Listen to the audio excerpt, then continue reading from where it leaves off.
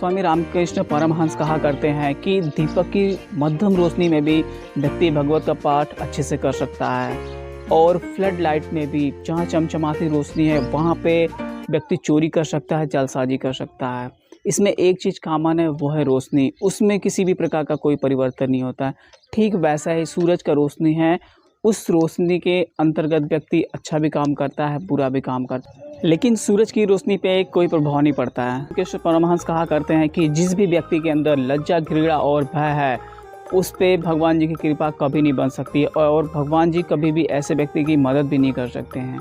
ये जीवन है। आप अपना लाइफ में देखे होंगे, जिस भी व्यक्ति ने इन तीनों का त्याग किया है निश्चित तौर पे वो आगे गया है। स्वामी रामकृष्ण परमहंस कहा करते हैं कि आपका जो अतीत है ना, उस पर आप अफसोस मत करो। जो वर्तमान है उस पे आप भरोसे के साथ, आत्मविश्वास के साथ आगे बढ़ो। भविष्य है, उसकी तैयारी आप बिना डरे करो। स्वामी रामकृष्ण परमहंस कहा करते हैं, बंधन तो मन का है और स्वतंत्रता भी मन की है। यदि आप मन से सोचते हैं कि मैं मुक्त हूँ तो आप मुक्त हो जाएंगे, और मन से सोचते हैं कि मैं भगवान जी का पुत्र हूँ, वो ही मुझे सिर्फ बांध सकता है, निश्चित तौर पे आप स्वतंत्र हो जाएंगे।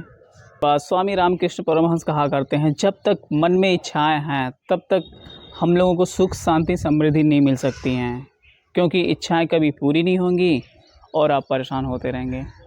गुरु नानक देव जी कहा करते हैं कि अपने कमाई का जो 10वां हिस्सा है वो लोगों को परोपकार में लगाना चाहिए, और अपने जीवन के समय का जो 10वां हिस्सा है वो प्रभु भक्ति में लगाना चाहिए। उससे क्या होगा कि आपका जो ये जीवन है बहुत ही सुंदर गुजरेगा।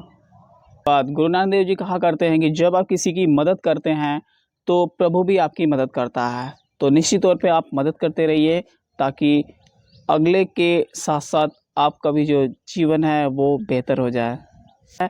कि नानक नाम जहाज है, जो जपे वो उतरे पार।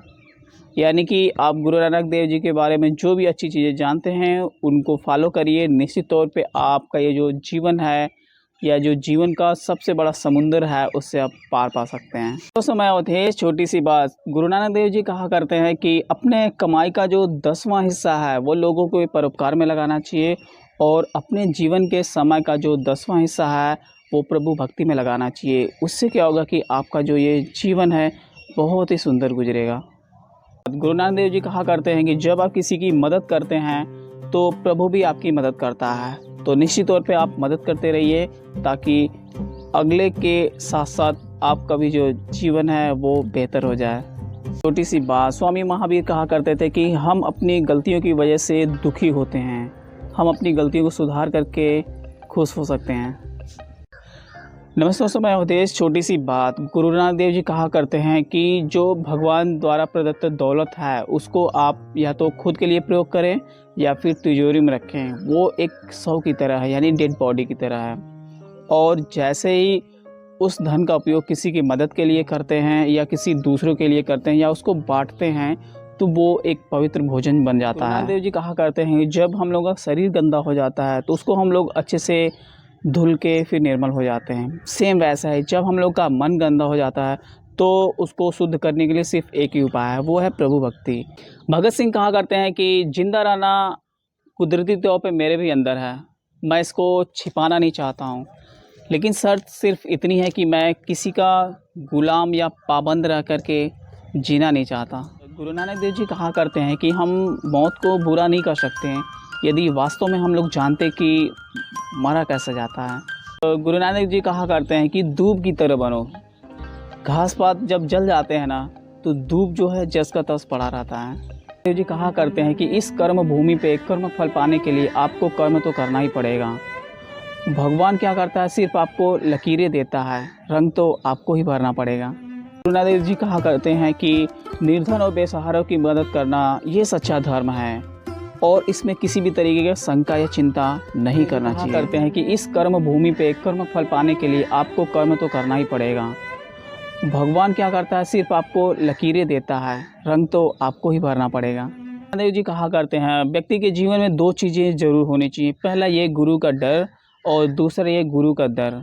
यदि व्यक्ति किसी भी प्रकार का गलती करता है तो निश्चित तौर पे उसके मन में गुरु का डर रहना चाहिए, ताकि वो गलती को बार बार ना करे। और दूसरी चीज़ ये गुरु का डर, यदि कभी जीवन में उसको उतार चढ़ाव महसूस हो तो वहाँ पे जा कर के आशीष पा सकता है और अपने जो समस्या है उसका निदान पा सकता है। गुरुदेव जी से पूछा गया कि गुरुदेव आप हमेशा नीचे क्यों बैठते हैं, तो गुरु नानक जी ने बहुत खूबसूरत सा जवाब दिया था कि नीचे जो व्यक्ति बैठता है ना, कभी गिरता नहीं है। गुरु नानक देव जी कहा करते हैं व्यक्ति के जीवन में दो चीज़ें जरूर होनी चाहिए। पहला ये गुरु का डर और दूसरा ये गुरु का डर।